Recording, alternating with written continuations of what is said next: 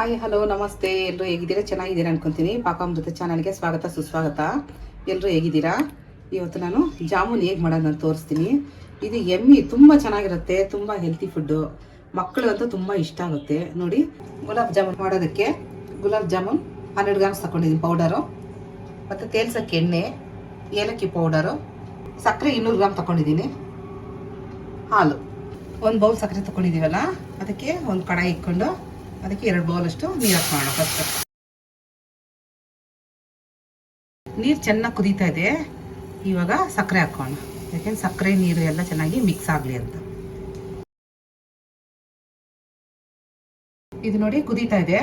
ಇನ್ನು ಚೆನ್ನಾಗಿ ಸಕ್ಕರೆ ಕರಗೋಷ್ಟರಲ್ಲಿ ಏಲಕ್ಕಿ ಪೌಡ್ರ್ ಹಾಕಿ ನಾವು ಸಿಮ್ಮಲ್ಲಿ ಇಕ್ಕೋಣ. ಅದು ಸಿಮ್ಮಲ್ಲಿ ಇರಲಿ. ಅದು ಚೆನ್ನಾಗಿ ಕಾಯೋಷ್ಟರಲ್ಲಿ ಇದ್ ಕಡೆ ನಾವು ಎಣ್ಣೆ ಇಕ್ಕೋಣ. ತೇಲ್ಸಕ್ಕೆ ಎಣ್ಣೆ ಹಾಕ್ಕೊತೀನಿ. ನಾನು ತಟ್ಟೆಗೆ ಜಾಮೂನ್ ಪೌಡ್ರ್ ಹಾಕ್ಕೊಂಡಿದ್ದೀನಿ.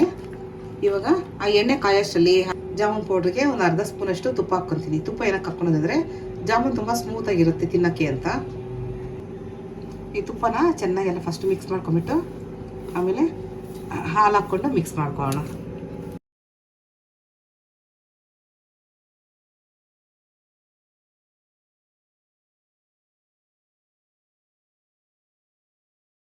ದಟ್ಟ ಕಲಿಸ್ಕೊಂಡಿದ್ದೀನಿ, ಚೆನ್ನಾಗಿ ಕಲಿಸ್ಕೊಂಡಿದ್ದೀನಿ. ಯಾಕೆ ಕೈಗೆ ಮೆತ್ಕೊಳಲ್ಲ ನೋಡಿ, ಕೈಗೆ ಮೆತ್ಕೊಂಡಿದ್ರೆ ನಾವು ಕರೆಕ್ಟಾಗಿ ಕಲಿಸಿದ್ದೀವಿ ಅಂತ.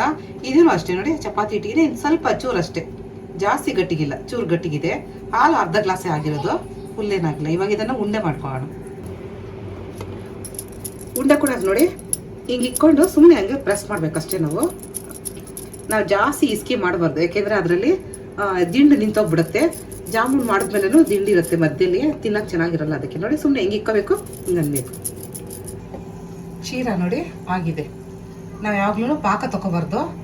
ಕ್ಷೀರನ ಸಕ್ಕರೆ ಹಾಕಿದ್ಮೇಲೆ ಕರಗೋವರೆಗೂ ಇರಬೇಕಷ್ಟೇ. ಒಂದು ಜಸ್ಟ್ ಸಿಮ್ಮಲ್ಲಿ ಒಂದು 10 ಮಿನಿಟ್ಸ್ ಇಕ್ಕಿದ್ರೆ ಸಾಕು, ರೆಡಿ ಆಗುತ್ತೆ. ಇವಾಗ ಇದು ರೆಡಿ ಆಗಿದೆ.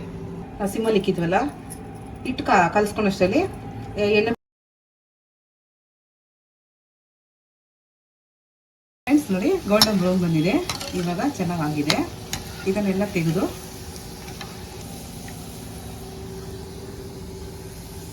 ಕ್ಷೀರದಲ್ಲಿ ಹಾಕ್ತೀನಿ.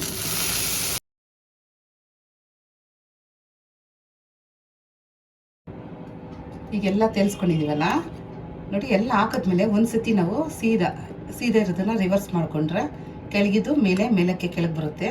ಅವಾಗ ಚೆನ್ನಾಗಿ ಕ್ಷೀರ ಎಳ್ಕೊಳುತ್ತೆ, ತಿನ್ನೋವಾಗ ಟೇಸ್ಟಿಯಾಗಿರುತ್ತೆ. ಜಸ್ಟ್ ಒಂದು 5 ಮಿನಿಟ್ಸ್ ಅಷ್ಟೇ. ಇದನ್ನು ಸ್ವಲ್ಪ ಚೆನ್ನಾಗಿ ರಸ ಎಳ್ಕೊಳ್ಳಿ, ಅಷ್ಟರಲ್ಲಿ ಮುಚ್ಚಿಕ್ಕೋಣ ನಾವು. ಜಾಮೂನ್ ನೋಡಿ ಚೆನ್ನಾಗಿ ಕ್ಷೀರ ಎಲ್ಲ ಎಳ್ಕೊಂಡೈತೆ, ಚೆನ್ನಾಗಿ ನಿಂದೈತೆ. ಇವಾಗ ಸೂಪರ್ ಆಗಿದೆ. ಇವಾಗ ಇದನ್ನೆಲ್ಲ ಸರ್ವ್ ಮಾಡ್ಕೊಳ್ಳೋಣ. ಜಾಮೂನ್ ರೆಡಿ ಇದೆ. ಇವಾಗ ಗಂಟಿಲ್ದಿರೋ ಜಾಮೂನಲ್ಲಿ ಚೂರು ಸಹ ಗಂಟಿಲ್ಲ ನೋಡಿ. ನೋಡಿದ್ರಲ್ಲ, ಜಾಮೂನಲ್ಲಿ ಚೂರು ಗಂಟಿಲ್ಲ. Like, share, subscribe to Pakamruta channel.